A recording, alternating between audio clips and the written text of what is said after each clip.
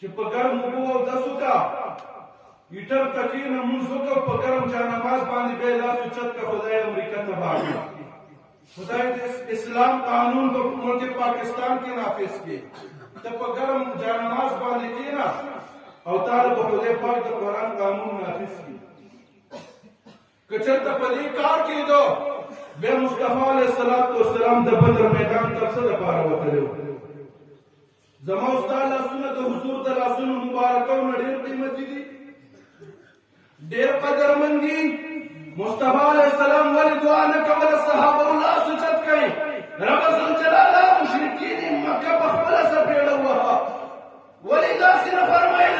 چې رب ذوالجلاله د قرآن قانون په خپله نافظ کړه د بدر په میدان کې څه کول مصطفی علیه السلام ولې تور اوچتوله د احد په میدان کې د 70 صحابه کرامو سرونه ولې قلم شول په هغه میدان باندې د مصطفی علیه السلام نیازبین تر امیر حمزه رضی الله عنه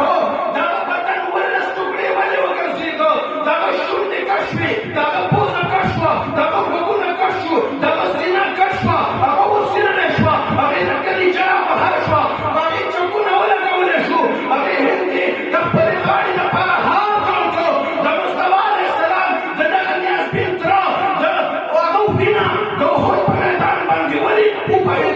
زمین زدمند که په دعا کار کېدلی او قرباني اسلام نه غوښتلی اسلام قرباني نه غوښتلی مصطفی علیه السلام د شپې په توره تیاره باندې د خپل کوره ولې بهر شو مصطفی علیه السلام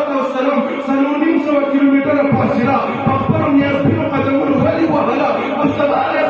السلام په نیازبین بدن باندې د طایف په بازارونو کې د کاڼو بارانونه ولې وورېدل د مصطفی علیه السلام بڼې مبارکې د وینو نه ولې ډکې شولې حضور علیه السلام لاسونه مبارک ولې نه اوچتول نه د مصطفی علیه السلام راوړلی شوی دین دا درې جنډه د بدر په میدان بلنده شوه د احد په میدان بلنده شوه د کربلا په میدان کې د مصطفی علیه السلام د خاندان بچي قربان شول د امام حسین رضی الله عنه سر مبارک په نیزه کې بلند شو د شپږو میاشتو علي اصغر قربان شو د 14 کالو حضرت قاسم قربان شو د 18 کالو علي اکبر قربان شو مصطفی علیه السلام خپل خاندان قربان کړ که صرف په دعا کار کېدو